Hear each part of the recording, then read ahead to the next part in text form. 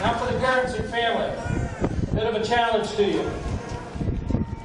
Your sons, your daughters, husbands, brothers, wives, they're now U.S. Army soldiers. You are now a part of the Army's extended family. You have a mission and a role in loving and supporting them and encouraging them throughout the rest of their career. What you can't do is coddle them. Coddling has ended for them as of today. Coddling leads to excuses. And in the Army, there is no such thing as an excuse for success or failure. There are only reasons for each. Okay, the second group, to the drill sergeants. Thank you for what you do. You are every soldier's introduction to two aspects of our Army. First, you instill into our recruits the desire and discipline required to become a soldier. Your day-to-day actions and interactions are examples of professionalism and what the profession of arms is all about. It is said that you can't judge a book by its cover. That does not apply to your role. You are the book and the cover. From the first interaction until today, the soldiers are judging their decision to volunteer for service to our nation through your example.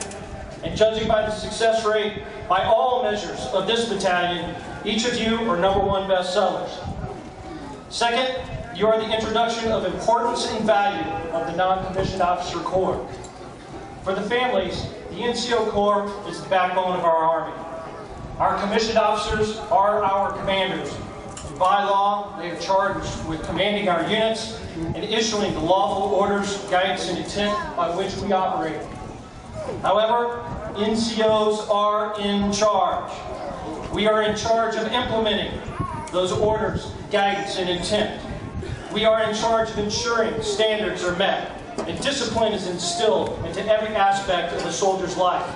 We are in charge of ensuring every soldier lives the Army values and adheres to the soldier's creed. Without this Non-Commissioned Officer Corps, without this backbone, our Army would fail. Each of you drill sergeants has had an impact on every individual in formation today. To this very day, I will never forget Sergeant First Class Chalfant, one of my drill sergeants from 28 years ago. He was an original plank holder when the 1st Ranger Battalion was reformed in 1974. And since I and several others had entered under Ranger contracts, he took special interest in us as only a drill sergeant could do. He was harder on us, and he took more time with us on all of our common, combat, and advanced infantry skills. Needless to say, at the time, none of us really appreciated this special attention, and to be quite frank, we just thought he was a sadistic SOB that was trying to kill us.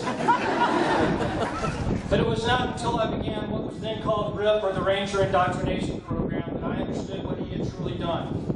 He knew what we would face during that process to become members of a Ranger Battalion. He instilled in us the physical and mental stamina it took to be successful. He showed us what it meant to be an NCO, and to coach, lead, mentor, and more importantly, inspire. I am pleased and proud to stand here today and see that tradition of excellence continues. So to the drill sergeants, thank you for your leadership, example, and dedication, without which these soldiers would not be standing here prepared to move to the next phase of training. Thank you very much.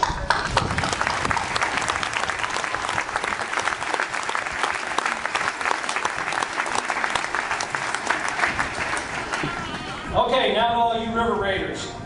Congratulations on becoming a soldier and a member of our Army. You should be deservedly proud of all you have accomplished in the past 10 weeks of training.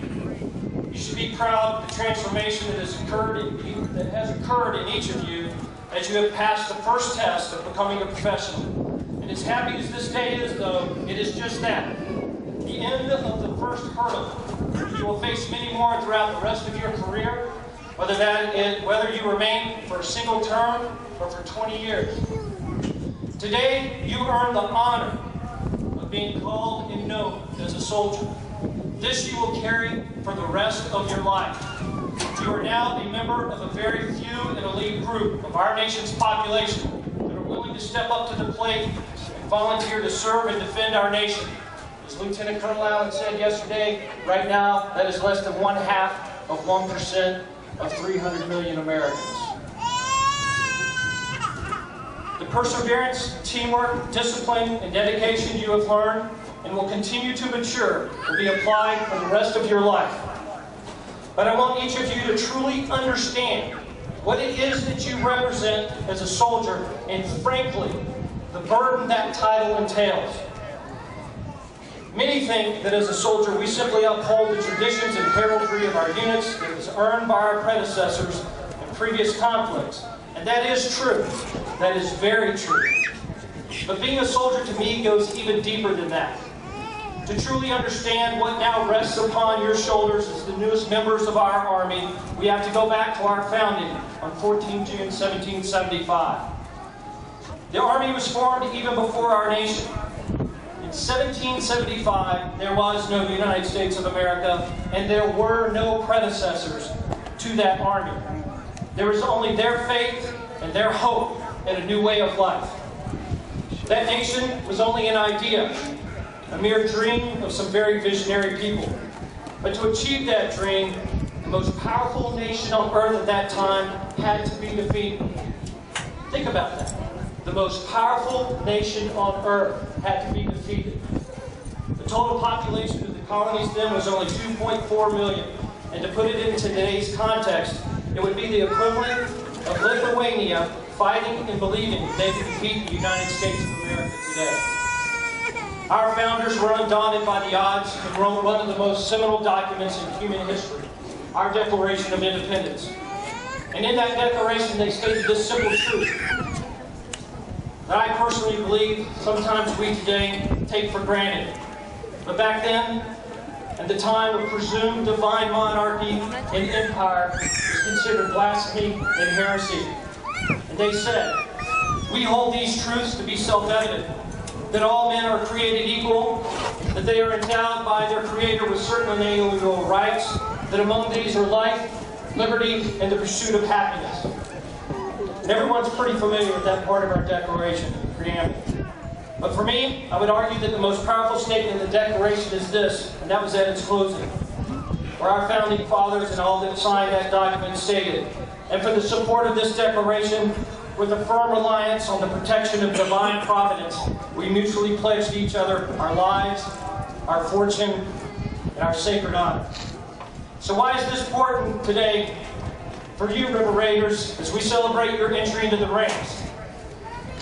You need to understand that we could not win our freedom without defeating that all-powerful nation. And facing such daunting odds, who could have fought but those men of true conviction who believed in the principles outlined in that document declaring our independence? The men who formed our Army in the summer of 1775 embodied more than just the values of the Army we cherish today. They embodied the values of an entire new nation and all that it would stand for from its inception. The values of a new idea of human existence. One where men would respect each other's God-given and immutable right to be free and pursue prosperity and a better life from which he may have been born. This is your legacy that they left you almost 237 years ago. This is the challenge they left you to forever defend and ensure that the light of this idea would never be extinguished upon the face of the earth. Look to what they faced and what they believed in to draw strength and inspiration for the fight ahead of us. Our current war is not going to be over anytime soon. And while this war may be different, it is no less important because we are fighting the same thing. A foe who wishes to destroy not just a nation, but an idea of how man can live and achieve his dreams, unfettered from fear, persecution, and prejudice. This experiment called America has not had a perfect path to achieving the ideals outlined in our Declaration of Independence. But I know of no other nation that has fought a bloody civil war, not to overthrow one form of government for another, but to preserve a nation and the philosophy behind it. No other nation in the history of man has had the power and the might of America and not used it for conquest. Only America has stood as a defender of liberty and freedom. And despite every stumble or failure America as a nation and as a people has had, we have continued to move forward to achieve the ideals outlined in that preamble of our Declaration of Independence.